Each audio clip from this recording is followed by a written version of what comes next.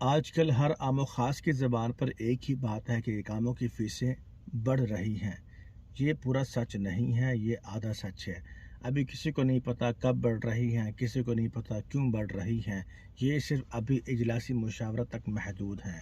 لیکن دوسری بات سچ ہے کہ حکومت کی طرف سے جو عوام کو وارننگ دی گئی تھی کہ جون سے پہلے اپنے اقاموں کے ترتیب کو ٹھیک کر لیا جائے، یہ بات سچ ہے۔ جن بھائیوں پر حروب لگا ہوا ہے وہ تو اپنا ایک بیگ تیار کر لیں اور روم والوں کو وصیت کرتے ہیں کہ جب میں پکڑا جاؤں تو یہ میرا بیگ یا یہ میرا سامان میرے اس پتے پر بھیج دینا۔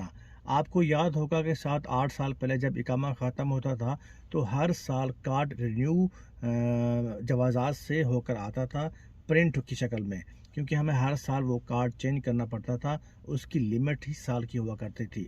پھر اس کے بعد نظام چینج ہوا اور جب ہم اقامے کی رسومات یعنی اس کی فیسیں بھرتے تھے اور مکتب سے ہم ایک اس کی ثبوت کے طور پر وہ بل لے لیتے تھے اور اس پر ایک نوٹ مینشن کرواتے تھے کہ میں نے ساری حکومت کی فیسیں بھر دی ہیں، باقی صرف میرا کارڈ رہ گیا ہے جو جوازات میں پرنٹ ہونے کے لیے گیا ہوا ہے۔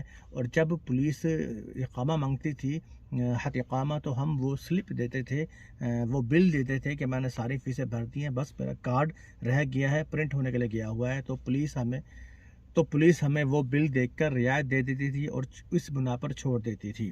پھر اس کے بعد نظام اپ گریڈ ہوا کہ کارڈ کی جو لیمٹ ہے، کارڈ کی جو تاریخ ہے وہ 5 سال کر دی گئی کہ کیا اس کو ہر سال پرنٹ کیا جائے، اقامہ آن لائن بنا دیا جائے اور صرف کارڈ کی جو لیمٹ ہے وہ 5 سال کر دی جائے۔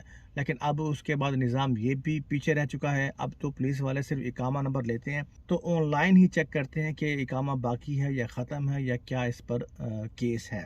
اور جب پہلے اقامہ ختم ہوتا تھا حروب نہیں، اور جب پہلے اقامہ ختم ہوتا تھا تو سزا کے طور پر فائن کر کے چھوڑ دیا جاتا تھا یا کچھ گھنٹوں کے لیے جیل میں اس کو رکھا جاتا تھا، پھر اس کے بعد فائن کر کے چھوڑ دیا جاتا تھا۔ لیکن اب نہیں پتہ کہ اب اس پر کیا کارروائی ہوگی۔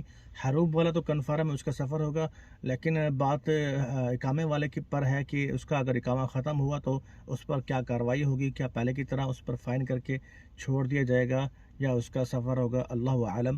ابھی اس پر کچھ نہیں کہا جا سکتا۔ دعا کر سکتے ہیں کہ اللہ پاک سب کے لیے آسانی فرمائے۔ اپنا خیال رکھیں۔